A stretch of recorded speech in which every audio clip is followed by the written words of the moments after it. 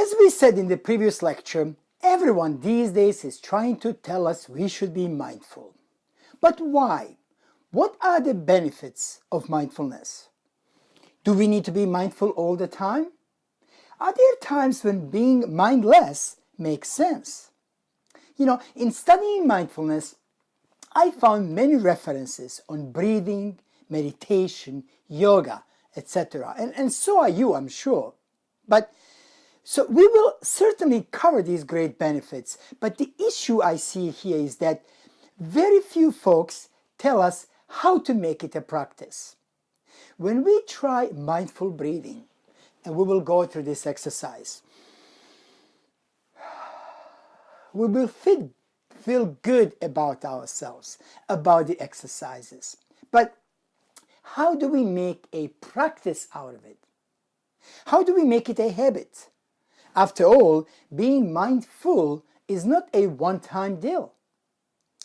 It should spread throughout our entire life, right? As habits and mindfulness expert, I will teach you how to combine these two and make the best out of the both world, mindfulness and mindlessness. After studying and teaching mindfulness for quite a long time, I realized that something that I don't see much in the literature, and that is that being mindful, being in the present moment, or simply being instead of simply doing, can have multiple benefits.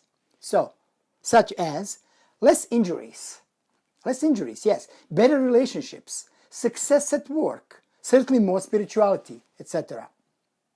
You see, many of us, especially in the Western culture, grew up with more doing is better.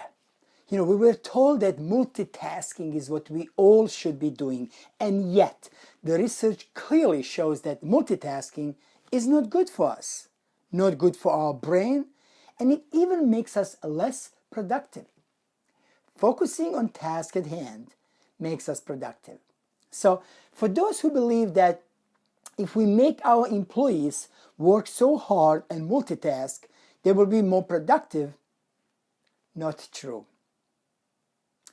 This reminds me of a commercial I heard many years ago. I forgot what the commercial was all about, but it was a radio commercial, and it went something like this.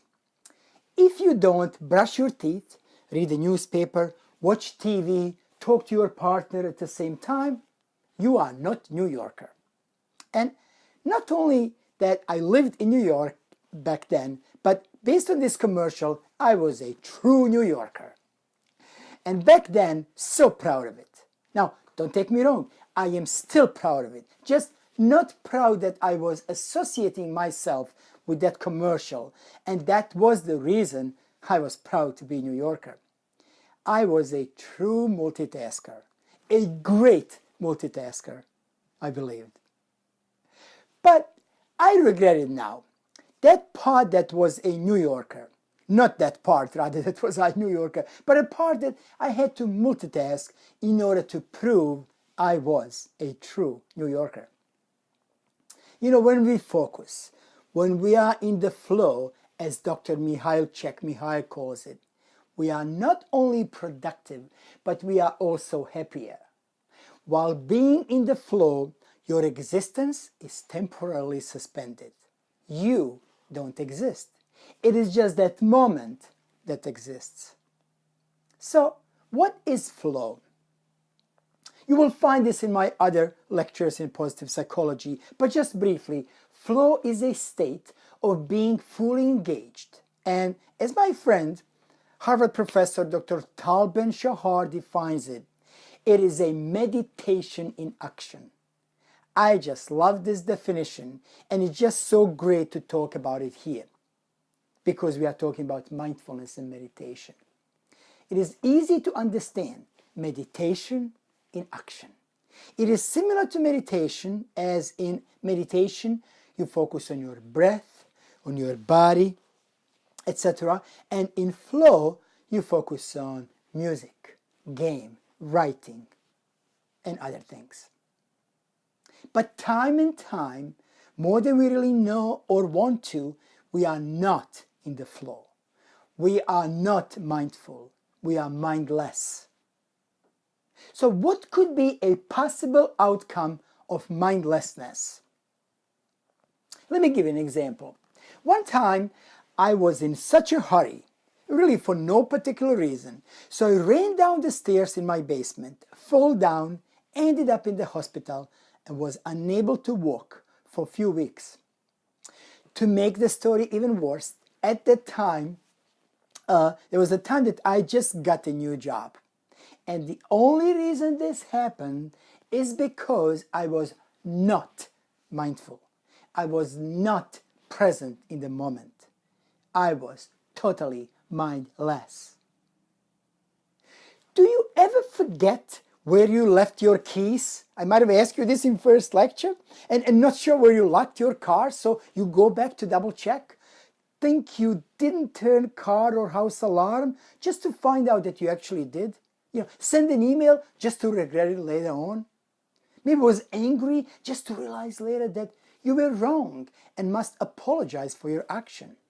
Maybe went to the grocery to buy one thing and end up buying many other things, but not the one you actually went to grocery for. It happens to me all the time. It happened more before than now that I practice and teach mindfulness. But maybe it's just me, but these things, like I said, do happen in my life. Now, I'm not proposing let's practice mindfulness and it will save all of our problems. In fact, mindlessness, when practiced appropriately, such as habit you create to exercise every day, is certainly good for you. But mindfulness can bring us many benefits. We will talk about these benefits more throughout the program. But like everything else, we got to practice mindfulness. Let me share the old story in New York. So the tourist, and I live in New York, well, I live now in New Jersey, but I'm in New York almost every day. So I can really associate with this story, and I hope some of you can as well. But so basically, the tourist sees a guy with a violin in his hands. And the tourist frantically just like runs to this guy and says, "How do I get to the Carnegie Hall?" For some of you that may not know, you can just Google and see what Carnegie Hall is, really the famous place for the musicians in New York City. So the musician stopped for a moment, looked at the guy carefully, and said, "Practice, my friend, practice." So, just like anything else in life, in order to get better in mindfulness, we need to practice. Practicing mindfulness is easily said than done. It is very difficult today to slow down. I totally understand that. But to practice, that's the only way to do. As we said earlier, a lot of research shows that multitasking is not good for us. Neither it is good for productivity, although our bosses most of the time tell us we need to multitask. In one of my workshops, when I mentioned this, I had to explain that do not say to your boss, Braco said, I cannot multitask anymore. But if you focus on one thing, not only that you will be even more successful, but it will also help you become even more mindful. There are many formal mindfulness meditation practices, and you may decide to study one and or go to a week or so long retreat to do an extensive mindfulness and meditation. However, for most of us, that is not practical. So in this program, we will mostly focus on informal meditation and tools you can use as soon as you finish the lecture. The telephone meditation. I bet that you, just like me and many other folks, have a phone. If not cell phone, then home phone. And get a lot of calls one way or another. Can we use the phone to practice mindfulness? Never thought about it, right? Actually, yes. We can use any object to practice mindfulness. This is something that is, I believe, not explained clearly in some of the lectures and meditation and mindfulness. But this particular informal meditation comes from a famous Vietnamese teacher, Thich Nhat Hanh. It is called the telephone meditation. Next time your phone rings, take a moment and actually listen to the sound of the ring. Just focus on the sound. Do not rush to pick it up.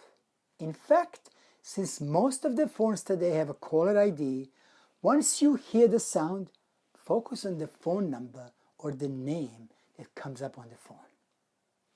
Interestingly enough, I can almost guarantee that you will notice different emotions when you see different numbers or caller ID or people that are calling you.